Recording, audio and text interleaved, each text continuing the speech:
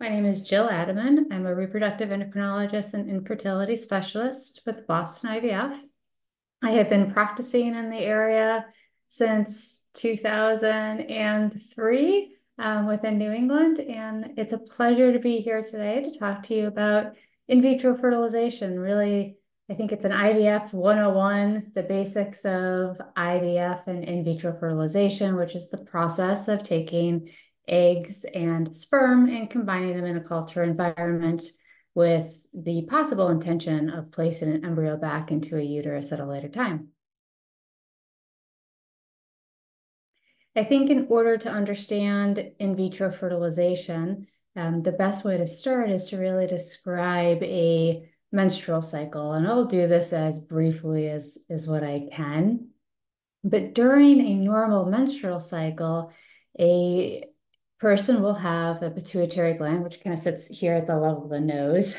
I always point to it, and I think that's a bad habit, but that is where the pituitary gland is found, secretes FSH, and that's follicle stimulating hormone. You're going to hear FSH again and again, so I do like to use some of the terminology just for teaching purposes.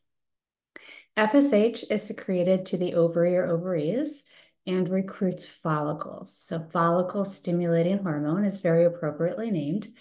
Follicles are the spaces in the ovaries where the eggs are resting and waiting. And those are eggs that a person may be born with that are used throughout a lifespan. FSH will allow multiple follicles to grow at once. So in a normal menstrual cycle, there may be a group of follicles that are 4 to 11 or even more that are being recruited, but one grows dominant in response to a variety of signals. Estrogen starts to rise as that egg gets large within the follicle. And then, if it's possible, luteinizing hormone is secreted from the pituitary gland. This is the hormone that is detected in ovulation predictor kits. If anybody's ever tried to use ovulation predictor kits, it's LH, or luteinizing hormone. The process of in vitro fertilization is really designed just to overcome the normal body's mechanism to produce one egg at a time. So instead of one egg being recruited and becoming the dominant egg, a cohort or group of eggs that were there that could be responsive if given extra medications will try to grow, and those eggs are eventually retrieved. Fertilized with sperm. Sperm can be chosen from a partner, from a donor that is known or not known donor, a variety of different ways to fertilize eggs. And then embryos are developed in the culture environment. And then a person will come in for an embryo transfer for an embryo to be placed into a uterus. So there are a number of different steps in the actual in vitro fertilization process. The first may involve pre-treatment. Now, pre-treatment can come in the form of oral contraceptive pills, and it always sounds a little funny hearing that from a reproductive endocrinologist, but birth control pills have hormones in them that suppress some of those follicles to try to enhance synchrony of follicular development, so a group can grow at the same time. This may also happen with progesterone-only pills or with estrogen patches, also with oral estrogens, and sometimes an injection called an antagonist that will help decrease early growth of follicles. Follicles actually start growing in the menstrual cycle prior to the cycle that one person may be working with for the ovarian stimulation. Now, pre-treatment may or may not be recommended to you by your physician during discussions, but that may be part of the conversation. The next phase is the ovarian stimulation phase, and this is where an individual will use injections of hormones. These are hormones FSH, that follicle stimulating hormone, and then sometimes another hormone that looks just like LH or includes both LH and FSH. So it could be a different combination of medications. The dosage of medication also is dependent on who the individual is that's being stimulated, some of the pre-testing that's been done. These are discussions that you will have with a provider prior to an in vitro fertilization cycle. In general, somebody may be on injections of hormones for about 10 to 14 days. And these are small subcutaneous injections, which sometimes are a little tedious to think about, but they're just under the skin, a little bit like an insulin shot maybe.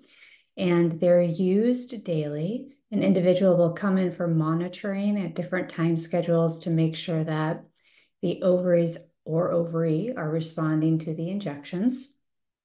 Ultrasounds occur. These are generally vaginal ultrasounds. They can be abdominal ultrasounds as well in certain situations. And then hormones are drawn. The hormone that is predominantly evaluated is estrogen.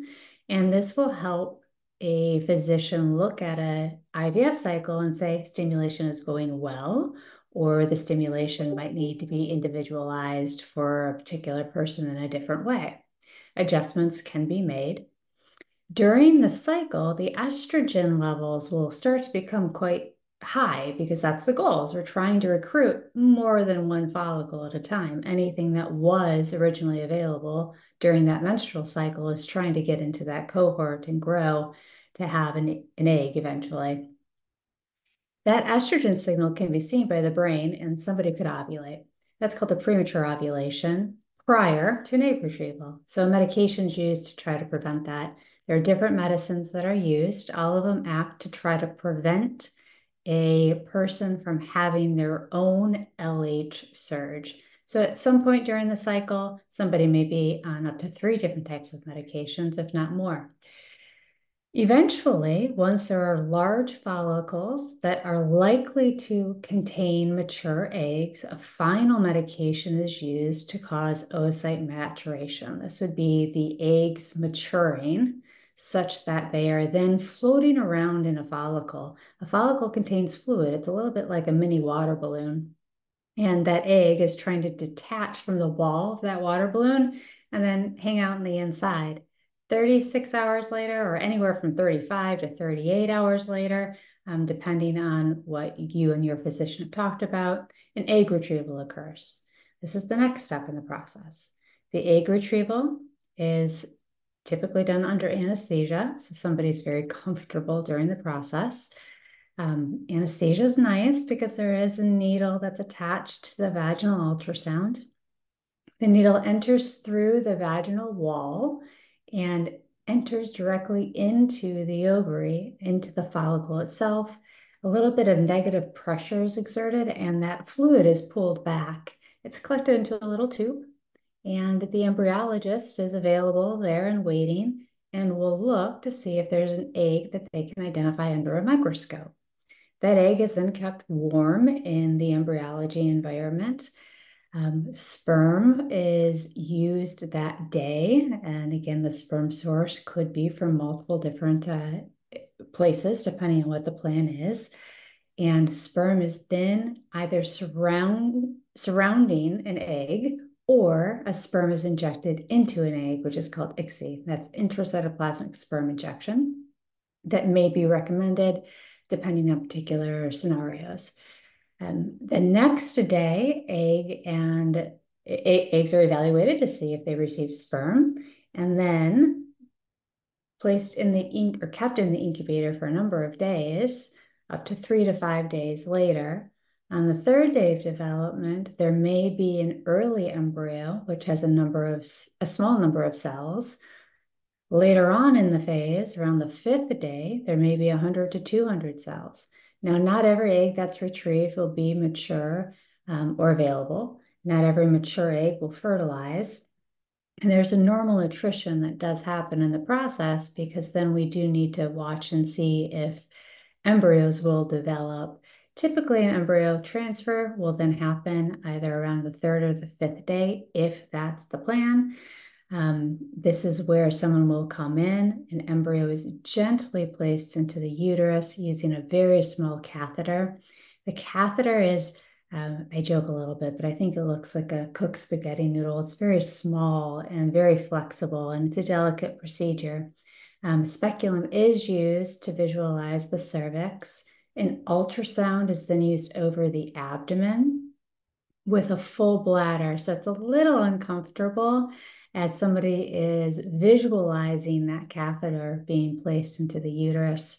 An embryo or embryos are placed into the uterus. If there are extra embryos, there's an option to cryopreserve embryos in the event that the first embryo transfer does not help with pregnancy, or if the plan is for cryopreservation from the start.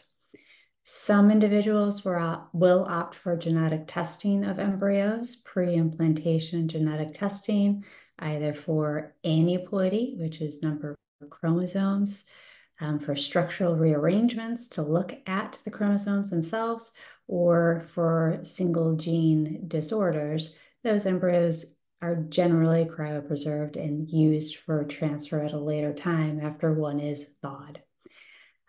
There is luteal phase support that's required after an embryo transfer. At some time, a physician would talk to you about using progesterone or measuring progesterone levels, making sure that there's enough hormone such that implantation can be successful.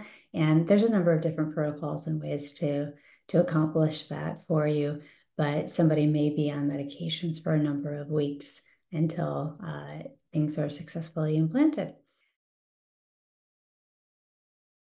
So that is my brief overview of in vitro fertilization. Thank you for your time. I am here for you. If there's anything that you need, please do reach out. It is a pleasure, and I wish everybody the best success in what their goals are with their reproductive health and or family building. Thank you so much.